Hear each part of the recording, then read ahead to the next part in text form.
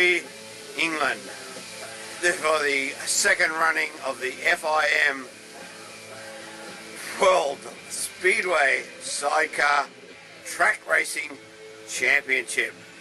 And behind me somewhere is the Professor Dave Williams. Mr. Williams, hello.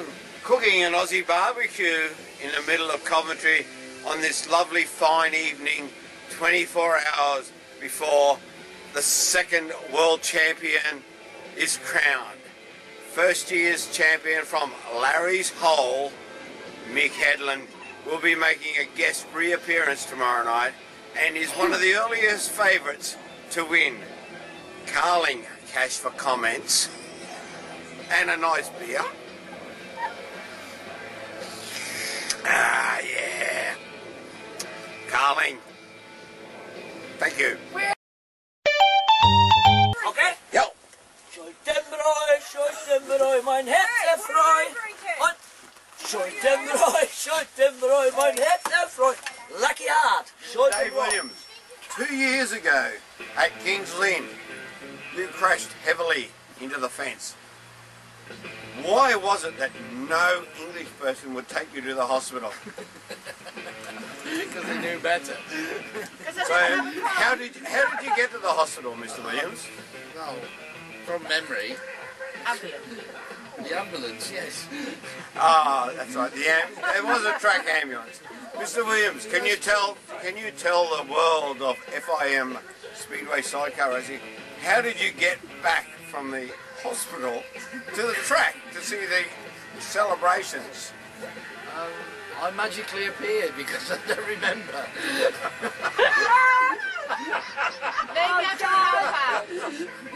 I believe, Mr. Williams, you were picked up by some Aussie hitchhikers that stole a car. Is that correct? Oh yes, Something like that. That's very possible.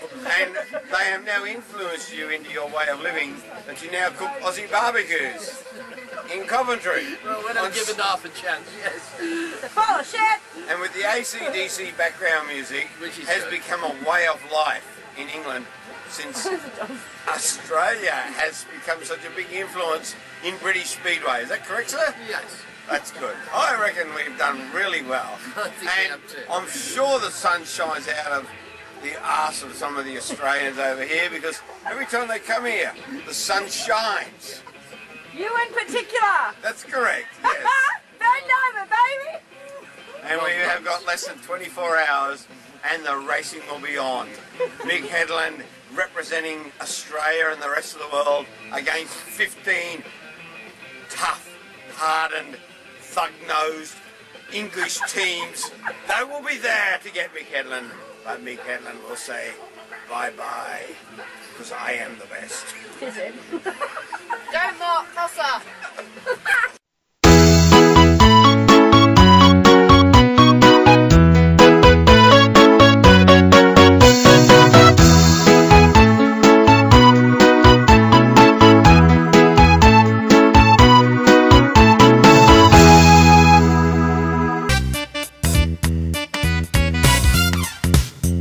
Okay, ladies and gentlemen, here we have Mr. Rolf Lindbergh and Mr. Dave Williams.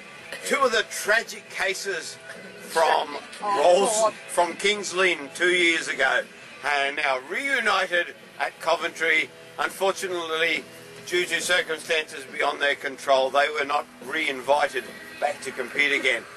They had competed in the first two runnings of the Gold Trophy. Mr. Lindbergh, what was your experience at, let's say, Isle of Wight with Mr. Williams as your passenger? Well, Bit of AC/DC in the background, but the point is we both had no experience. He didn't have experience with me, and I hadn't experience with him, so we dived in and we survived. and at the Isle of Wight, I believe you got 0 points. Only team to get 0 points. Would that be correct? That is correct, but it was the best European non-British driver, so... So you were a winner before the meeting started. That's correct. Okay, 12 months later, let's turn the clock. You visited out to a place called Australia, as in Australia down under, not Austria up north. Australia down under. How was your experience out in Australia? Again, 0 points. 0 points in Australia. But we're consistent. We were very consistent. The most consistent team in the first 2 runnings of the Gold Trophy. We scored each heat the same points. 0 points in every heat, very consistent. They were randomly tested for drugs and they passed. They did not take no drugs. Their fuel was tested. They were the only team that had no traces of any steroids in their fuel. Steroids in the fuel. Did you get to go to a zoo while you were there? Well, we should do, but I was afraid he would keep David over there. But luckily, he escaped just on the right moment. So you escaped from the zoo, but you had a good time in the caravan park in the villa you stayed in? Yeah. Absolutely. And you were treated well in Australia? Absolutely. Well, except one crazy photographer, but for the rest it was quite well. Oh, that is very good. Okay, wind the clock ahead 12 months from there, and you did not get to compete at Larry's Hole. No.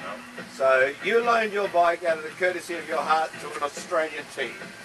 The Prince of Port Adelaide, I believe he is. Yeah, that's crazy bugger, but okay.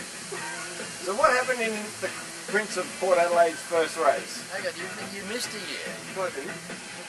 I have not. Year 3. Oh, we got King's Lynn. Yeah. Oh, hang on, rewind. Year 3 of the Gold Trophy, King's Lynn. Your first race, you scored points. Yeah. Yes. So that ruined your history as being the most consistent team. That's correct. Blew it out the window. So what did you do in your second race to fix that? Tried to make the same score to keep consistent. And what happened? Well, there was some guy that thought he would be faster than me, but he crashed out. So You crashed out. And I believe Mr. Williams was put in hospital. well, they were afraid he lost his brain, but it still was there, but he couldn't remember anything. I disagree. There is no brain. And I believe, Roll yourself, you are so strong that there's an impression on the King's Lynn fence from where you hit the fence, but you recovered and you were ready to go out for your next race, but your passenger took the easy way out. It's not only that I would go back for the first race, but I first would start the boxing ring inside the midfield. I was a bit too big. You were too big. Punch. No, I wasn't. My companion was a bit too big. Your companion was too big. What's his name? Somewhere down from Cornwall. Yeah. Oh, the man that caused the incident. He's about 7'3". Unfortunately, I believe Mr. Tree Law was that far ahead in that race. They forgot to tell him the race was stopped and he nearly got you on the way back. Yeah. That's good. Okay, so after 3 runnings of the Gold Trophy, you were the most consistent team after the first 2 years, and you failed miserably in your 3rd year at King's Lynn. Because you scored points. I scored points. That's not very sportsmanlike. You had steroids in your fuel that year. I always say that you can't win without people that be last. That's right. So you decided you got to do to beat someone. But you wanted to move up the table. Yeah. After a few years' experience, I think I can do a little bit better, but try to score 2 points in each heat.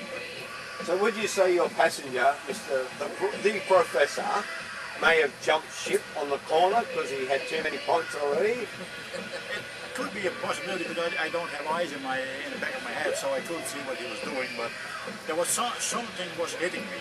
So what bringing up my mind, maybe it could be him slagging me off the bike, but. Maybe he didn't want any more points, and he actually pulled you Very off. quiet, Mr. Williams. Have you not got any to add to this? I don't remember much of this. You don't want you put out of your mind. You don't want to remember. I don't remember the whole race, never mind the accident. So 12 months on, Mr. Lindbergh, ready to go again, but the professor, Mr. Williams, has lost his memory and can't remember anything. Besides, he needs 12 months off Speedway. So out of the kindness of his heart, Mr. Lindbergh gives his bike to the Prince of Port Adelaide, Mr. Parker.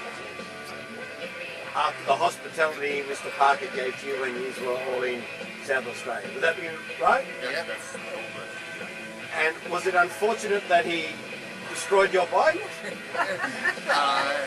was his thing to do, but it happened. So it was not Mr. Parker's fault that the bike was destroyed. That's correct, I must say. No Australian would do I that. don't blame him. But then again, it was another Australian rider that put Mr. Parker's bike, roll-off bike, into the fence with his mate Charles from England as the passenger, ended up in hospital again. That's true. It's true. So, I seen the hospital again, which I tried to avoid to not ride on our hill, but So after 2 runnings of the Gold Trophy, Mr. Lindbergh is very consistent with 2 zeros. The next 2 years he becomes consistent with 2 people going to the hospital from his bike. Very, very consistent. I believe, Mr. Lindbergh, you have a plan for next year in Gilman in South Australia. just win it. He's coming there to win it. I believe you're on the Prince of Port Adelaide's bike. The second opinion is to crash Ronnie Parker's bike in the last heat. He's going to crash Ronnie Parker's bike when he has the championship won. No? Yeah, that's correct. Or you will win first. Yeah, first win it, then we have a run-off with number 2 for the show, and I crash Ronnie's bike. And will Mr. Williams be doing his famous victory wave as I go around the park? I think it could be. Oh, there it is, the wave from Mr. Williams. And then they will run into the fence to tip the bike over. That's correct. That's good. Okay. Now, what is your prediction for Coventry tomorrow, though? Well, my prediction is that there will be some idiot in the middle of the field that is bent over with his trousers down, and instead that the sun shines, everyone is asking himself what a 5-legged animal is in the middle of the track. And his name will be? Can you name that person? He's coming from down under, and Someone from down under.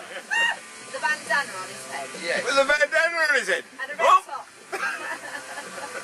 Mr. Williams, your prediction for tomorrow.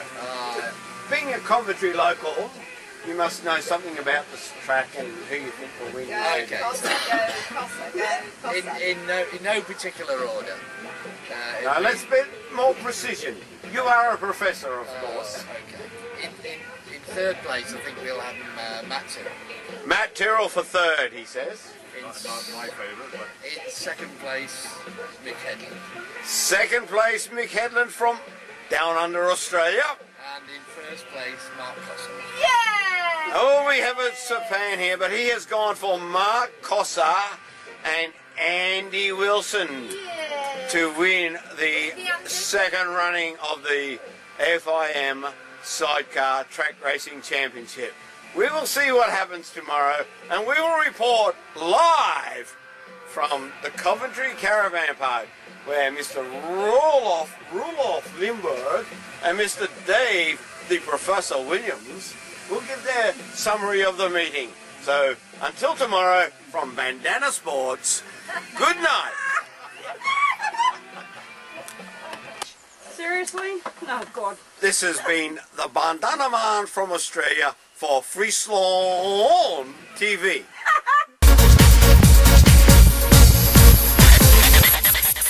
Schultenbräu, my head is lucky. You can have another Schultenbräu. Schultenbräu, mein Herz erfreut. Cut, cut. Oh, my God. Und nochmal. Schultenbräu, mein Herz erfreut. Lucky habe. Cut.